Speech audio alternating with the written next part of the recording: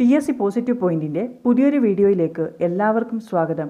Junior cooperative inspector എക്സാമിനും Kerala bank clerk എക്സാമിനും CSEB എക്സാമുകൾക്കും വേണ്ടി ഇന്നത്തെ ക്ലാസ്സിൽ നമ്മൾ പഠിക്കാൻ പോകുന്നത് ജൂനിയർ കോഓപ്പറേറ്റീവ് ഇൻസ്പെക്ടർ എക്സാമിൻ്റെ സിലബസിലെ കോർപ്പറേഷനിലെ 9ാമത്തെ മൊഡ്യൂളിൽ നിന്നും evolution of cooperative legislation in India the 1904 act ആണ്. സെപ്റ്റംബർ 5-നാണ് നമ്മുടെ ജൂനിയർ കോഓപ്പറേറ്റീവ് ഇൻസ്പെക്ടറിൻ്റെ എക്സാം നടക്കാൻ പോകുന്നത്. അവസാനത്തെ 10 ദിവസം നമുക്ക് റിവിഷന് വേണ്ടി മാറ്റിവെക്കാം. ക്ലാസ്സുകൾ പറ്റുന്നത്ര വേഗത്തിൽ തീർക്കാൻ ശ്രമിക്കാം. വീഡിയോയിലേക്ക് പോകുന്നതിന് മുൻപേ ചാനൽ ആദ്യമായി കാണുന്നവരാണെങ്കിൽ ഒന്ന് സബ്സ്ക്രൈബ് ചെയ്യുക. വീഡിയോയെക്കുറിച്ചുള്ള അഭിപ്രായങ്ങളും നിർദ്ദേശങ്ങളും കമൻറ്റ് ചെയ്യുക.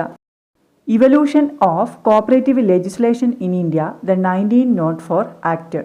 ഇന്ത്യയിലെ ഫസ്റ്റ് കോഓപ്പറേറ്റീവ് ലെജിസ്ലേഷൻ എന്ന് പറയുന്നത് 1904 ആക്റ്റാണ്.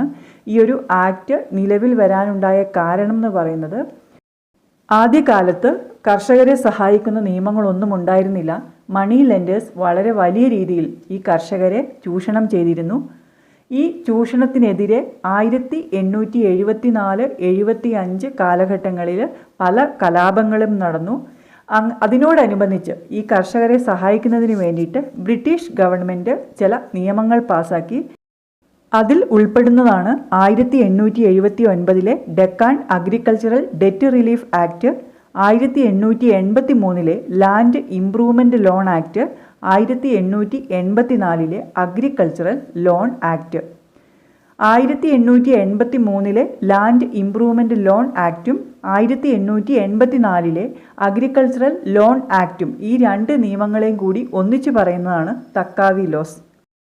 Land improvement loan act 1883, agricultural loan act 1884 put together is called taccavi loans. എന്നാൽ ഈ നിയമങ്ങൾക്കൊന്നും കർഷകരുടെ പ്രശ്നങ്ങൾക്ക് ഒരു സൊല്യൂഷൻ കണ്ടെത്താനായില്ല.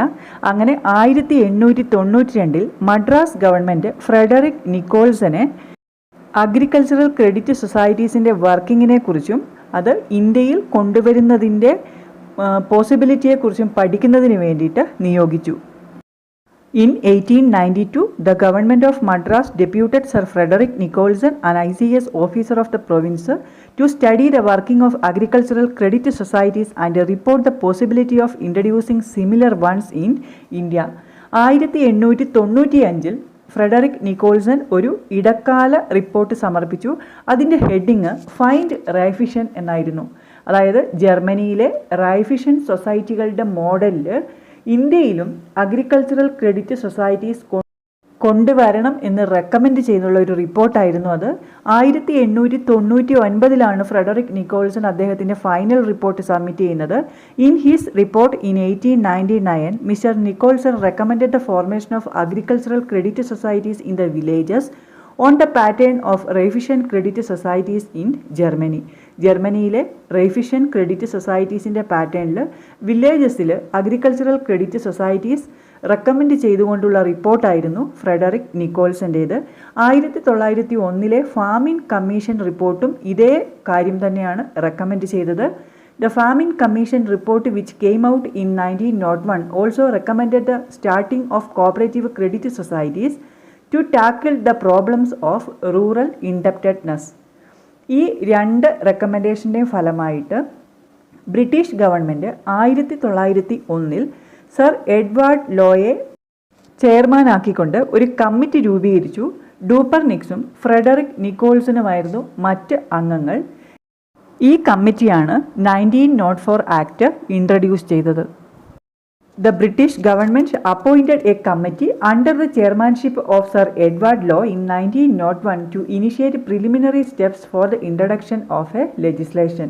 This culminated in the enactment of a cooperative legislation called Cooperative Credit Societies Act of 1904. ഇങ്ങനെയാണ് 1904 cooperative legislation നിലവിൽ വരുന്നത്. 1904 10ാമത്തെ ആക്റ്റായിരുന്നു ഇത്. ഏത് കമ്മിറ്റിയുടെ റെക്കമെൻഡേഷനിലാണ് ഈ ആക്ട് നിലവിൽ വന്നതെന്ന് ചോദിച്ചാൽ എഡ്വാർഡ് ലോ കമ്മിറ്റിയുടെ റെക്കമെൻഡേഷനിലാണ്. Edward ലോയായിരുന്നു chairman. മറ്റ് 2 അംഗങ്ങളായിരുന്നു ഡൂപ്പർനിക്സും ഫ്രെഡറിക് നിക്കോൾസനും. ഫ്രെഡറിക് നിക്കോൾസനെ ഇന്ത്യൻ കോഓപ്പറേറ്റീവ് മൂവ്മെൻറ്റിൻ്റെ ഫാദർ എന്നാണ് അറിയപ്പെടുന്നത്. Father of Indian cooperative movement എന്ന് പറയുന്നത് ഫ്രെഡറിക് നിക്കോൾസൺ ആണ്. നമുക്കറിയാം father of cooperative movement in the world Robert Owen. Father of Indian cooperative movement Frederick Nicholson. ഇങ്ങനെയാണ് 1904 ആക്ട് നിലവിൽ വരുന്നത്. പ്രധാനപ്പെട്ട പോയിന്റുകൾ ഒന്നും കൂടി നോക്കാം. ഡക്കാൻ റയോട്ട് നടന്ന വർഷം 1874.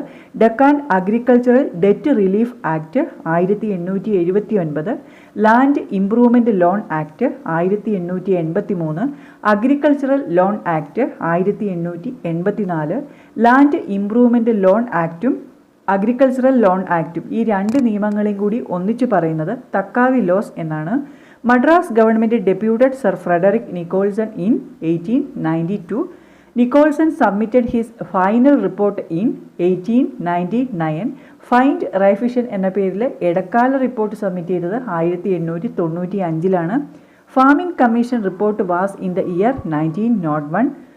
In 1901, Farming Commission strongly recommended to organize cooperative credit societies. Cooperative credit സൊസൈറ്റികളുടെ ജന്മദേശം എന്ന് പറയുന്നത് ജർമ്മനിയാണ്. The birth place of cooperative credit societies is Germany. Edward Law കമ്മിറ്റിയുടെ ചെയർമാനായിരുന്നു Edward Law. People's bank for northern India എന്ന ബുക്ക് എഴുതിയത് Dupernex ആണ്. ഇമ്പോർട്ടൻ്റ് ആണ്. People's bank for northern India എന്ന ബുക്ക് എഴുതിയത് ഡൂപ്പർനിക്സ്. ഇനി 1904 ആക്ടിൻ്റെ പ്രധാനപ്പെട്ട പോയിന്റുകൾ നോക്കാം. ഈ ഒരു ആക്ട് നിലവിൽ വരുന്നത് 1904 March 25 first cooperative legislation in India എന്ന് പറയുന്നത് ഈ 1904 ആക്റ്റാണ്. First cooperative legislation in India act 10 of 1904 was passed on 25 March 1904. 1904 March 25 ഈ ഒരു നിയമം നിലവിൽ വരുന്നത്. 1904 10ാമത്തെ ആക്ട് ആയിരുന്നു ഇത്. 29 സെക്ഷൻസ് ആണ് ഈ ഒരു ആക്ടിന് ഉണ്ടായിരുന്നത്. ഈ ആക്ടിന് റൂൾസ് ഒന്നും തന്നെ ഉണ്ടായിരുന്നില്ല. ഒരു സൊസൈറ്റി ഫോം ചെയ്യുന്നതിന് 10 ആൾക്കാർ മതി എന്നാണ് ഈ ഒരു നിയമത്തിൽ പറഞ്ഞിരുന്നത്. As per 1904 act only 10 persons are required to form a society. സൊസൈറ്റികളെ അർബൻ ആൻഡ് റൂറൽ ഇങ്ങനെ 2 തരത്തിൽ ക്ലാസിഫൈ ചെയ്തിട്ടുണ്ടായിരുന്നു. അർബൻ സൊസൈറ്റികളുടെ ലയബിലിറ്റി ലിമിറ്റഡോ അൺലിമിറ്റഡോ ആവാം. എന്നാൽ റൂറൽ സൊസൈറ്റികളുടെ ലയബിലിറ്റി അൺലിമിറ്റഡ് ആയിരുന്നു. ഒരുപാട് ന്യൂനതകൾ ഈ ഒരു നിയമത്തിനുണ്ടായിരുന്നു. Central society, apex society, federal societies ഇതൊന്നും ഫോം ചെയ്യാനുള്ള പ്രൊവിഷൻസ് ഈ ആക്ടിന് ഉണ്ടായിരുന്നില്ല. നോൺ ക്രെഡിറ്റ് സൊസൈറ്റീസ് ഫോം ചെയ്യാൻ കഴിയുമായിരുന്നില്ല. രജിസ്ട്രാറുടെ പവേഴ്സ് ഡെലിഗേറ്റ് ചെയ്യാൻ കഴിയുമായിരുന്നില്ല. Registrar shall audit the accounts of each society at least once in a year without any charge. Charge ഒന്നുമില്ലാതെ രജിസ്ട്രാർ തന്നെയാണ് ഒരു സൊസൈറ്റിയുടെ ഓഡിറ്റിംഗ് നടത്തിക്കൊണ്ടിരുന്നത്. ബൈലോ അമെൻഡ് ചെയ്യാൻ കഴിയുമായിരുന്നില്ല. ഏരിയ ഓഫ് ഓപ്പറേഷൻ വളരെ ലിമിറ്റഡ് ആയിരുന്നു. There was no provision for contributing any portion of the profit to charitable purpose. കൂടാതെ കോപ്പറേഷൻ എന്ന വാക്ക് ഉപയോഗിക്കുന്നതിന് ഒരു പ്രൊഹിബിഷനും ഉണ്ടായിരുന്നില്ല. There was no prohibition to use the word cooperation to any other business institution or trade run by any person. 1904 act നിലവിൽ വരുന്ന സമയത്ത് വൈസ്രോയി ആയിരുന്നത് കഴ്സൺ പ്രഭു ആയിരുന്നു. Lord Curzon was the viceroy at the time of enactment of 1904 act. ഈ ഒരു act അനുസരിച്ച് credit societies മാത്രമേ ഫോം ചെയ്യാൻ കഴിയുമായിരുന്നുള്ളൂ. ബാക്കി ഒരുപാട് ന്യൂനതകൾ ഈ ഒരു ആക്ടിന് ഉണ്ടായിരുന്നു. Sir Daniel Hamilton described 1904 act as it was the way from poverty to plenty. It was the way from poverty to plenty എന്ന് ഈ ഒരു ആക്ടിനെ കുറിച്ച് അഭിപ്രായപ്പെട്ടത് സർ ഡാനിയൽ ഹാമിൽട്ടൺ ആണ്. 1904 ആക്ടിൻ്റെ ഇമ്പോർട്ടൻ്റ് ആയിട്ടുള്ള സെക്ഷൻസ് നോക്കാം. Section 1 extend whole of India. India മുഴുവനുമായിരുന്നു ഈ ഒരു ആക്ടിൻ്റെ പ്രവർത്തന പരിധി. Section 2 definitions. Section 3 constitution of society. Section 3 പറയുന്നത് സൊസൈറ്റിയുടെ കോൺസ്റ്റിറ്റ്യൂഷനാണ്. Section 4 application for registration. രജിസ്ട്രേഷനുള്ള ആപ്ലിക്കേഷൻ കൊടുക്കുന്നതിനെ കുറിച്ച് പറയുന്നത് section 4 section 5 registrar. Section 6 registration of cooperative societies. Section 7 liability of the member. Section 8 disposal of net profit. Section 11 investment of funds of society. Section 18 liability of past member or estate of deceased member. Section 23 liquidation of society. Section 29, minimum number of members required to register a society 10 members above the age of 18. 18 വയസ്സിന് മുകളിലുള്ള 10 ആൾക്കാർ മതിയായിരുന്നു ഒരു society form ചെയ്യുന്നതിന്. 29 sections ആണ് ആകെ 1904 ആക്ടിന് ഉണ്ടായിരുന്നത്. Evolution of cooperative legislation in India, the 1904 act. ഈ ഒരു ടോപ്പിക്കാണ് നമ്മൾ ഇന്നത്തെ ക്ലാസ്സിൽ പഠിച്ചു കഴിഞ്ഞത്. നിങ്ങൾക്ക് ഈ വീഡിയോ ഉപകാരപ്രദമായി എങ്കിൽ ലൈക്ക് ചെയ്യുക, കമൻറ്റ് ചെയ്യുക. മറ്റ് പ്രധാനപ്പെട്ട ടോപ്പിക്കുകളുമായി പെട്ടെന്ന് തന്നെ നമുക്ക് അടുത്ത വീഡിയോയിൽ കാണാം. താങ്ക്